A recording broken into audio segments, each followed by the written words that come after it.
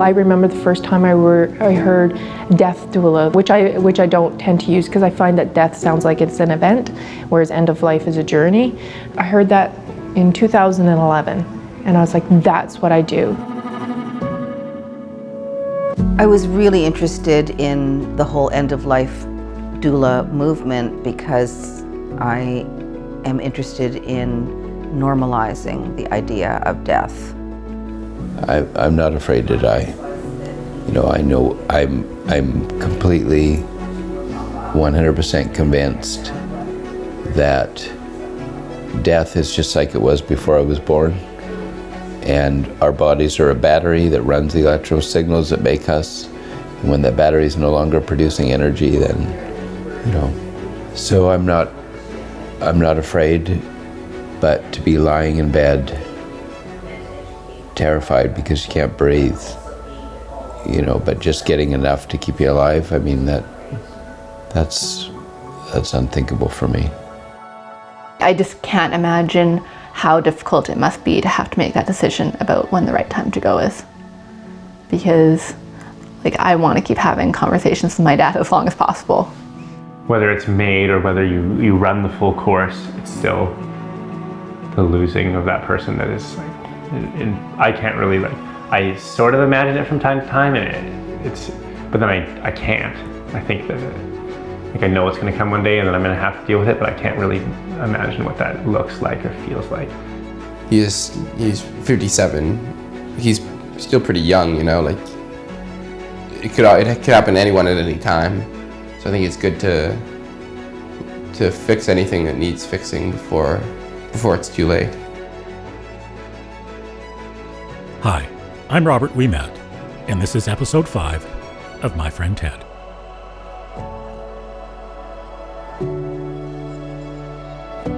I'm Jennifer Malmus. I am an end-of-life doula, and I'm the director of the End-of-Life Doula Association of Canada. An end-of-life doula, or a birth doula, the word doula comes from the Greek word servant. And it really, if you break it down, it means servant in your own terms, so what you want, so serving somebody as they want to be served. I started off in nursing and doing home care, and I was finding that it wasn't always the physical care that people needed. When you're going in, sometimes they just want to have a conversation. What I offer to a family is I go in and I provide them education and support on the choices that they have that they don't know even exist, and I empower them to have those, make those choices for themselves so their family is not left making those choices, but also empowering them to have conversations with their family about what's important to you, what's your quality of life. Really using that palliative approach to care. So we do use the palliative approach, which is quality of life. It's a shift from a cure for the illness to care for the person. There is a kind of a turning point with every illness where you know that there is no cure. And that's a real awakening moment for the people who are in that process, who are dying. It's really, I don't know, two different people with the same diagnosis can react really differently. You have fragile people who's like, well, that's it. Now I'm just gonna wait. And then you have resilient people who are like, okay, let's get my stuff in order. And that's usually the people who come to us.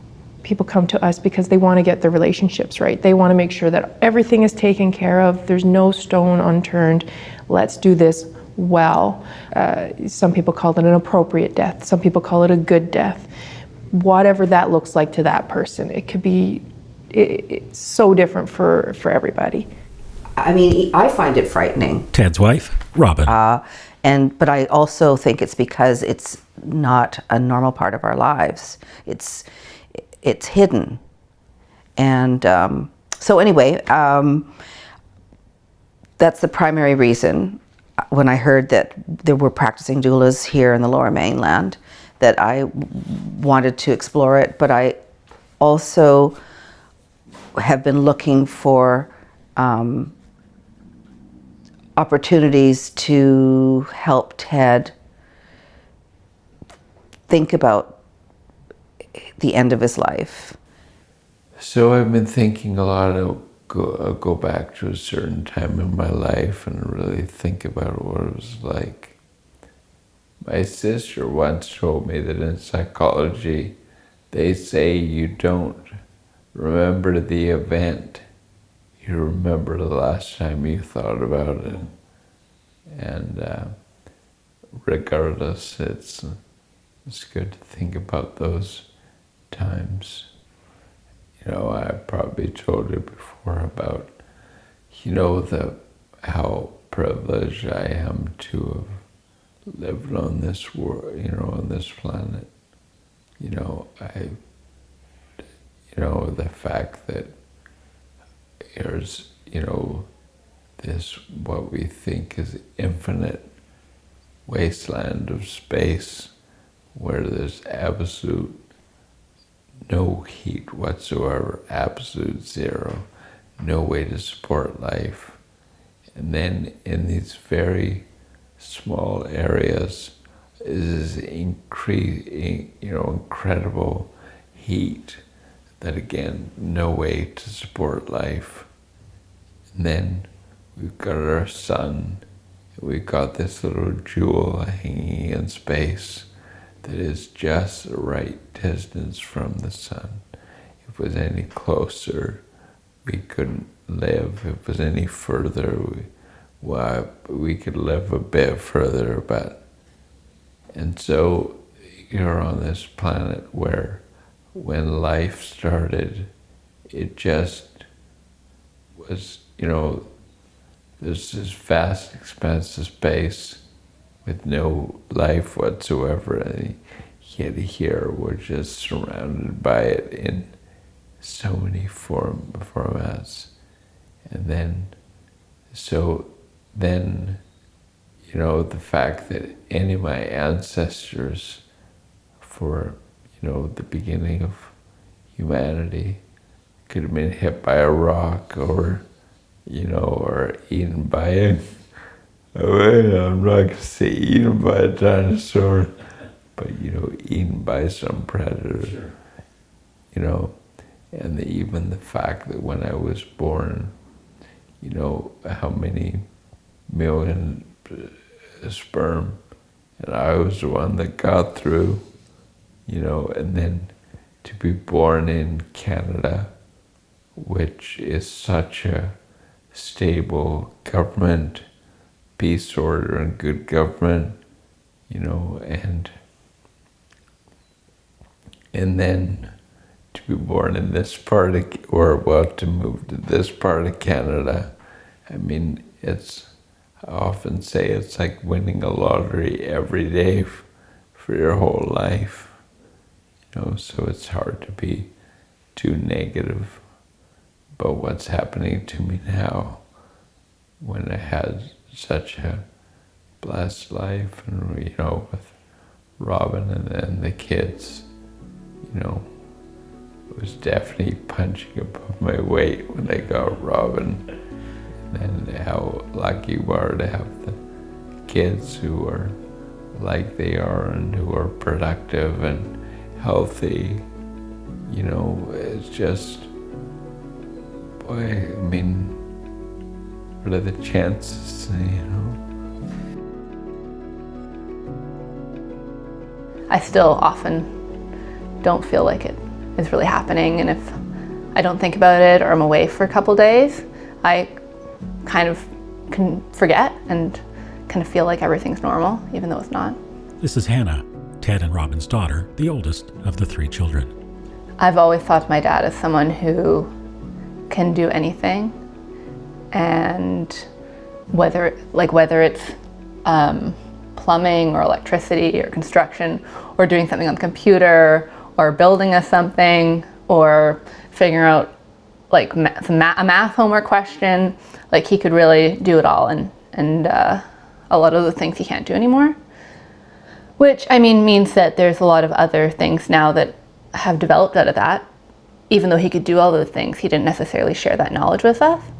So when we were renovating my house, where he would have normally probably patched up the drywall himself, he had to show me how to do it. And now I know how to patch up drywall, which I might not have known how to do before.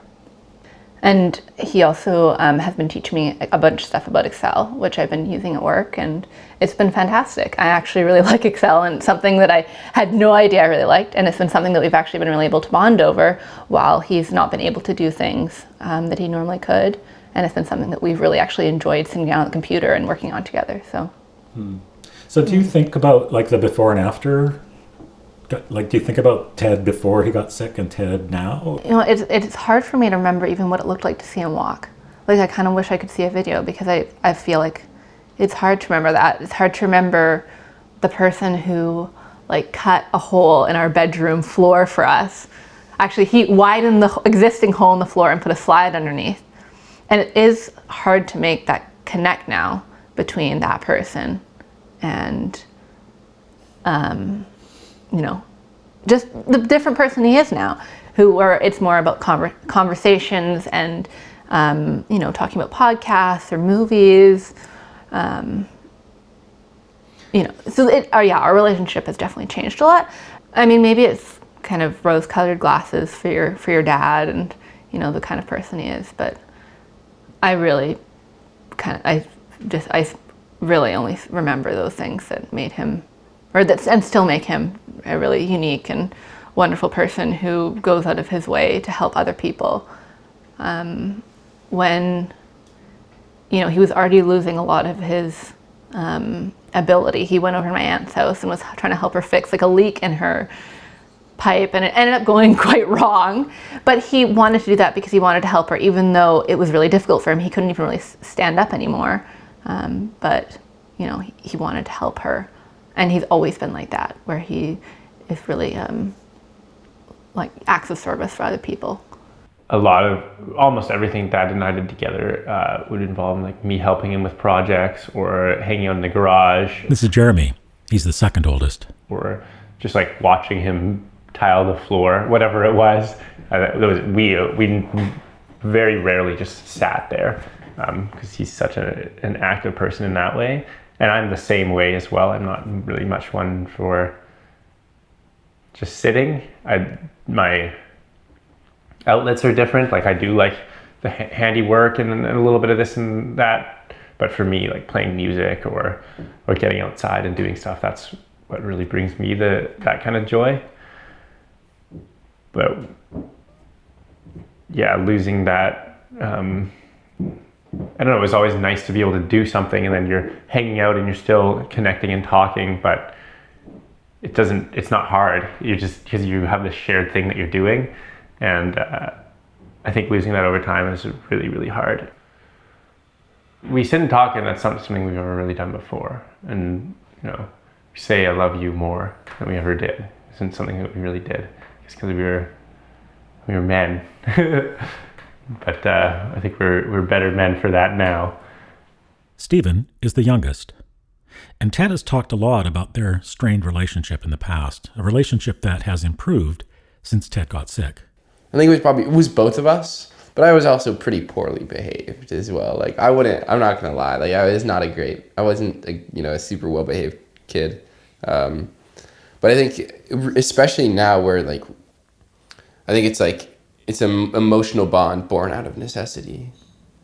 And, I obviously would far prefer that he isn't sick, that he doesn't have this disease, but I think it's nice that it turned out the way it did, and not, we didn't get even more, our relationship didn't get even more worse, and I ended up leaving or anything. I'm glad that it went this way.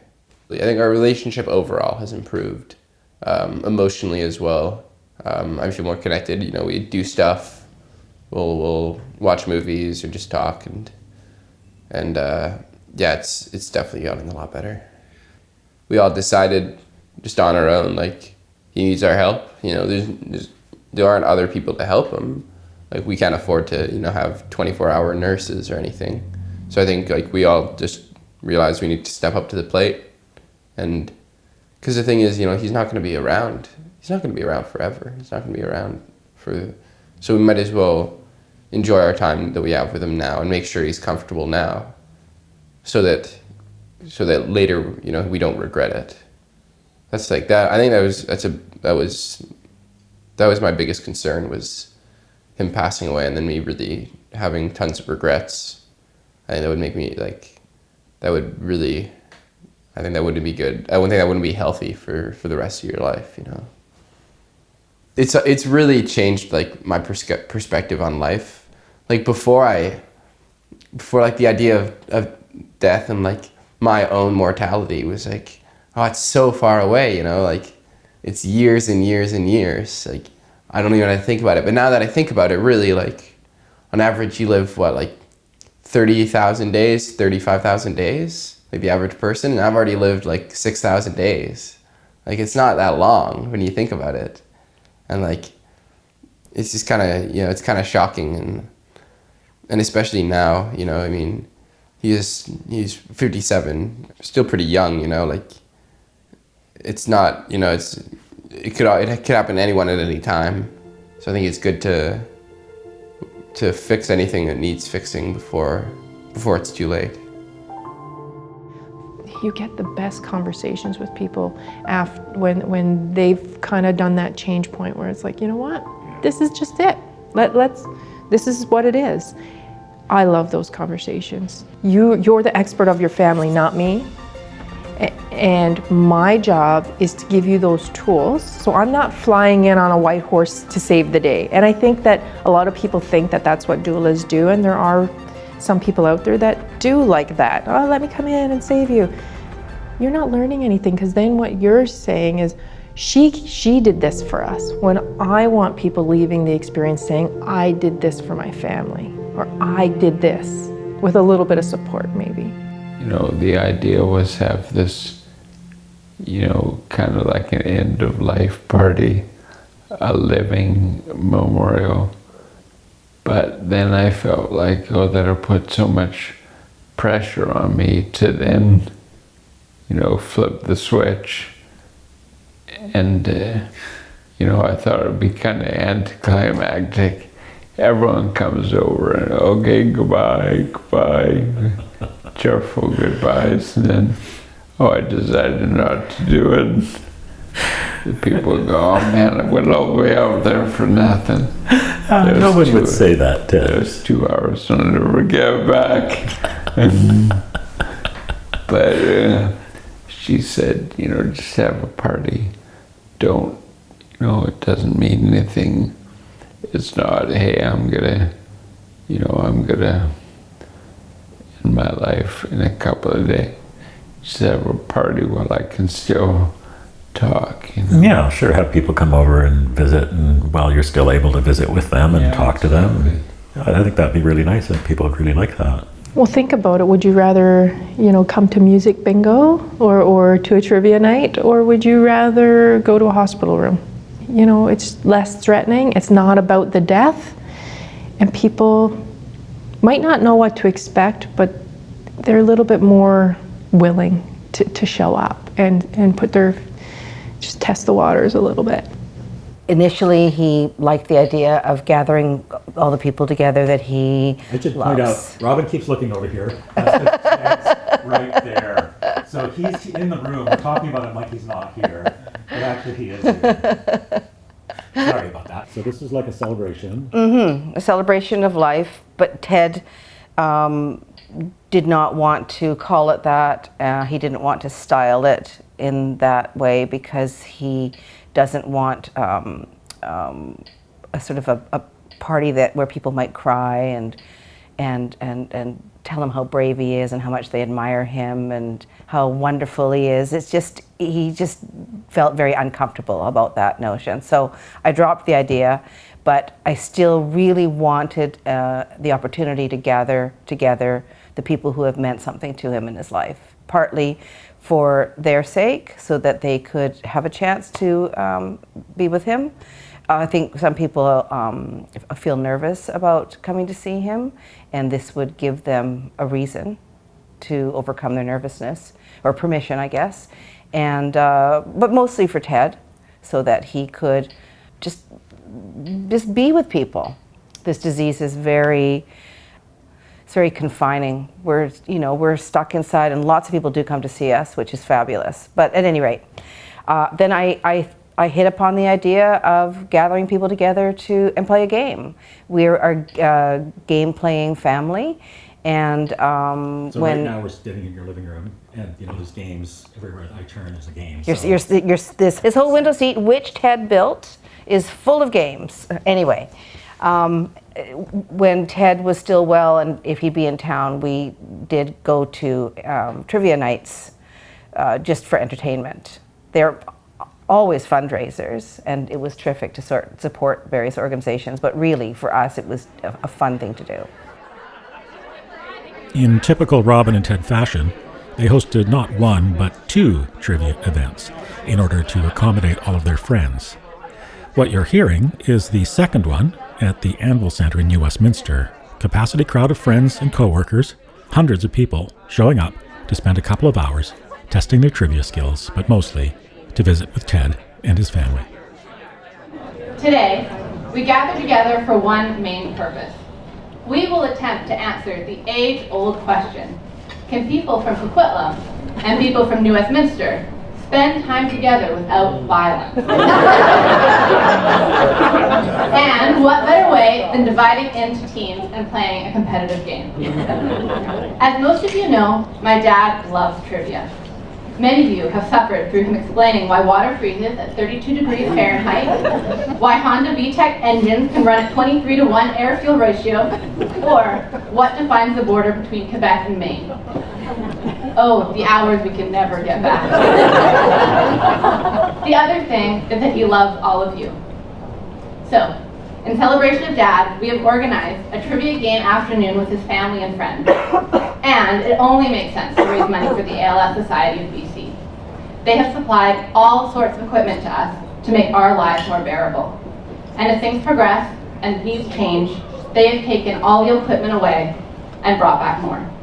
We will donate all the money raised today to the society. Round of applause for Dad.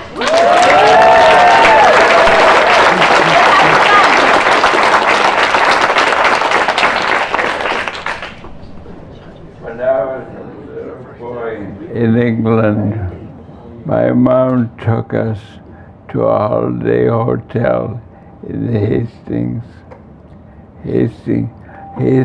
by the sea. And while we were there, we went to see the Bayeux Tapestry, dating from the 11th century. The tapestry records the events of the Battle of Hastings from the preparation to the end. We all have our own internal tapestries. Embroidered in our tapestries are our experiences, the places we have visited, and the people we have met. As I look around today, I realize how fortunate I am having all of you woven into my tapestry, and how lucky I am to weave you in again today. It gives me great joy not only to see you all here, but to see the connections everyone has together, and maybe some new ones. Yeah. I think we will all use brightly colored thread would be embroider our memories today.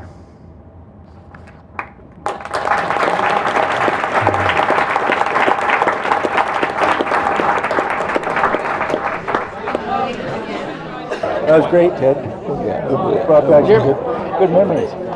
We're off. We got to go get our girl Amanda, but she says hi. And I mean, it was just up take here, and I think I care. stepped We on love it. Hey, congratulations. Your family is so amazing. Your kids are so amazing. And thank you for inviting us to this. This was really fun. so much. So nice to see you today. Nice to see you. Good to see you. Bye. Okay, Ted, that was awesome. Well done. I hope you like. You have a good time? We're going to go to Jacob's hockey game. You know how we... Yep. So hockey, soccer, everything. Thank you Always so something much. to go to. I mean, look at See you soon, buddy. Goodbye, Jeff. We'll bring sandwiches again. Okay, egg sandwiches. Yeah. Yes. Okay, love you. Love you. I'll go hug little Robin. Goodbye. We gotta go, but thank you, Ted. It was so good to see you. Okay, hope to see you again soon. Okay. We gotta run off too. We'll see you later this week. Okay, that was just amazing. Love you. Your kids are amazing. It's great to see you, Ted. Goodbye. You're the best. Sorry we have to run now. Everybody's mugging you, so I'm not going to... I think the thing that freaks me out the most is that one day I will be driving to the hospital knowing that he'll be ending his life. And that can really overwhelm me sometimes. Not the fact that he will choose to die, which I completely respect, and I can be okay with that, and I can come to terms with that. But the fact that I will one day, who knows when, have to drive to the hospital and have to be sitting in the car, that I'll have to get in the car and drive there knowing that's what I'm going there for. And that scares me a lot. And when I kind of hear the mention of it, it kind of jolts me. It hasn't stopped taking me by surprise yet when it's mentioned.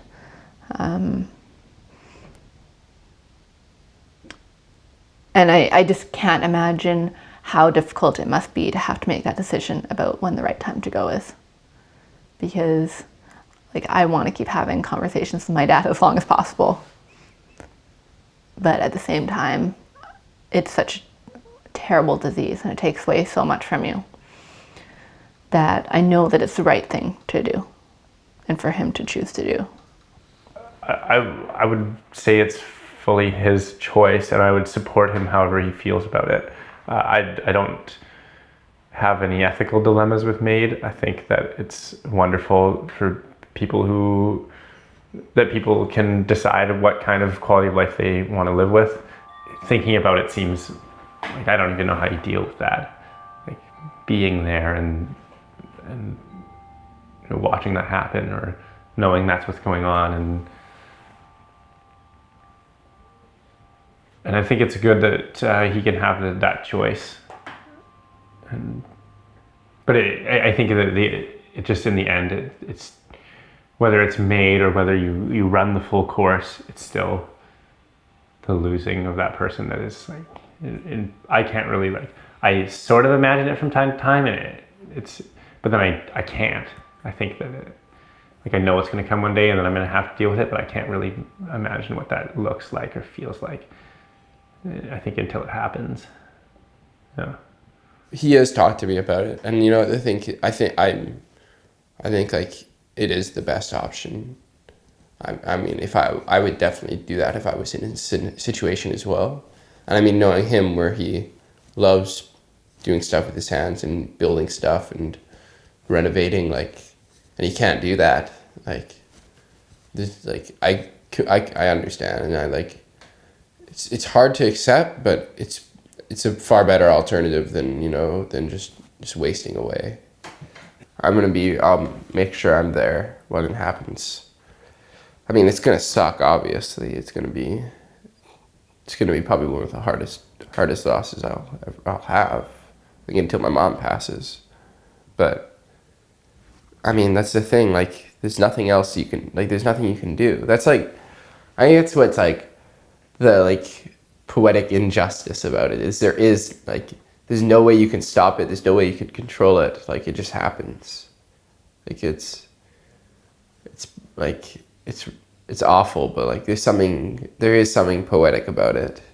That's just life in general, where it giveth and it taketh away.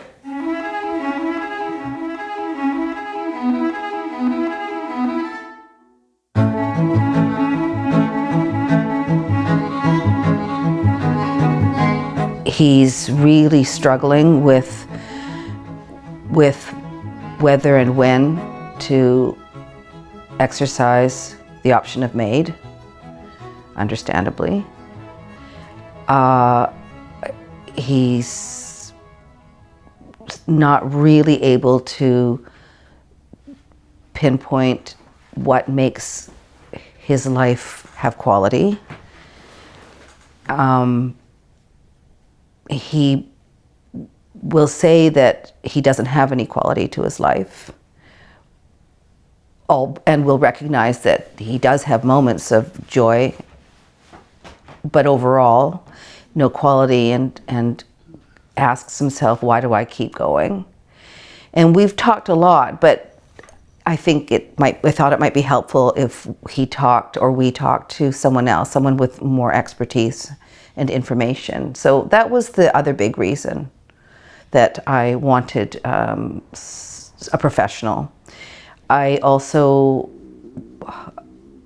thought that perhaps one thing that might help Ted would be to have some closure in different areas of his life. I wasn't, I was a bit hazy on what I think, but I thought again that might be someone who could help us define what concerns or goals he might need to identify and then try to meet that, and maybe if that were done, he could feel more ready to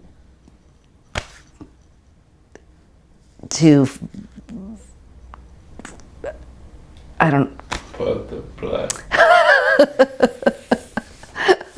Well, that doesn't, I mean, the way that I'm saying this sounds quite calculated. That's not. But I mean, it's something you guys have to think about and are thinking about, and it doesn't sound it's not something that most people do, right? We don't think about it generally. Most people don't think about this as a thing they have to solve, right? Like for me, and Ted and I talked about this ages ago. For me, death is somewhere down the road. Yeah. And I'm not planning it. But this is something that's inevitable in your situation. So it's sure for someone who's not thinking about it, maybe it sounds calculated, but it's just a reality that you are facing. I mean, maybe there's no such thing as feeling at peace with the end, or with choosing it, or maybe for some people, but for most people there isn't. But I'm just hoping that I can help Ted feel or know when the time is right. I'm just hoping that I can help him with that.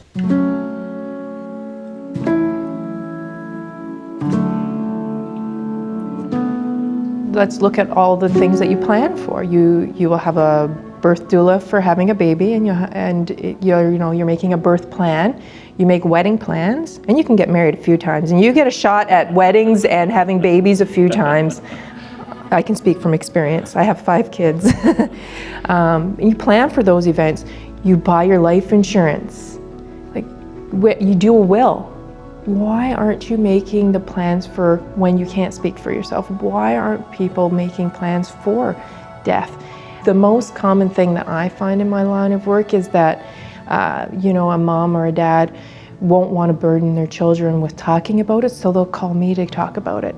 And you think that it's going to be a tough conversation to start, and they've been waiting to have this conversation with somebody for a long time. There's not that awkward silence. It's, okay, here's why you're here. Or the family, they'll call me in and they'll say, we want to talk about mom or dad, or my husband, my wife. And it's the same thing. They want to have the conversation, but they don't know how to have it with each other. And it comes back, I think, to the sense of hope. They don't want to take away that person's hope for living, or they don't want to share their burdens with them, right? It's a really sad state, because I find that once you have those conversations, everything changes. The masks come off and people are just there.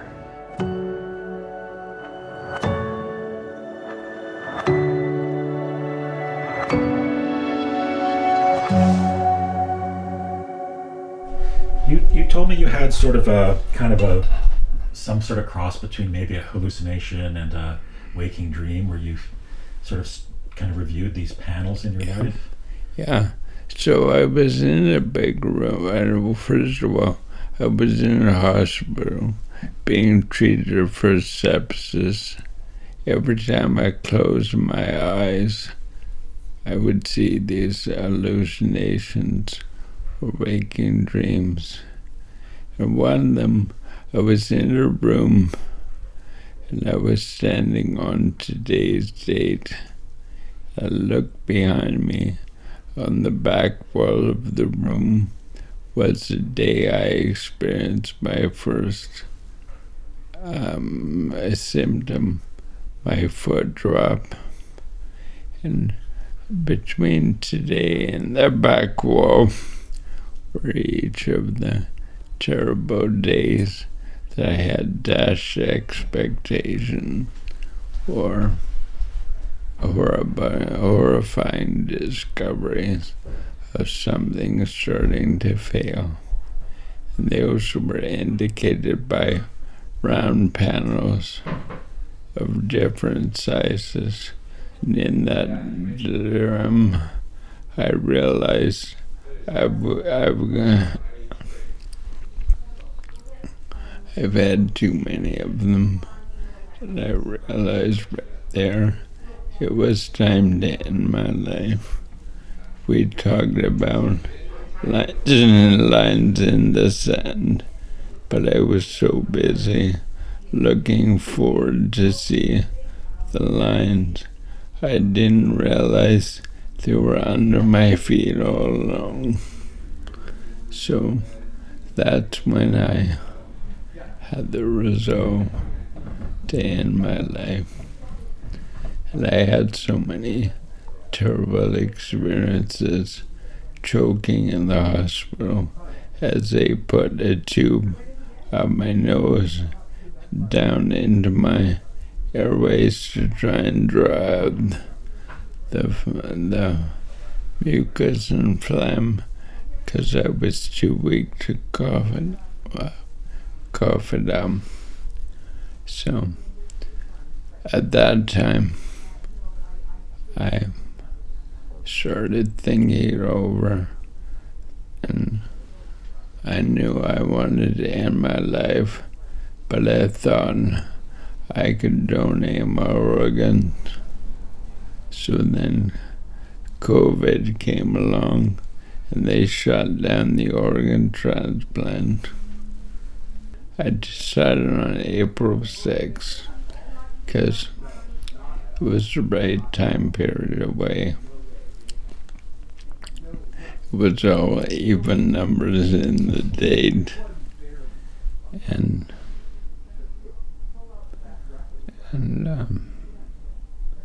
it seemed like the right amount of time. So, I mean, you seem quite positive about it too. When we had talked over the last year, you were always wondering, when will I know what the right time is? Yeah. When will I know? And also, on the day, will it be right? But as I'm now 3 full days away, I realize it is right. And I was talking to Robin today about being at peace, but also being scared. And I don't want anyone to think that you can come to this and be 100% at peace. But I still know that even though I'm frightened, it's still the right thing to do, and that gives me peace. And it's a very surreal time right now, because me and my family and friends all know that it's a few days away, but it's hard to process that. It's hard, but it's comforting to because I think, I talked about that steady flow of humanity, being born and living lives and dying every day. And I'm just taking my place. I won't have to deal with this anymore. My friend Ted. I'm Robert. We met in Vancouver. Thanks for listening.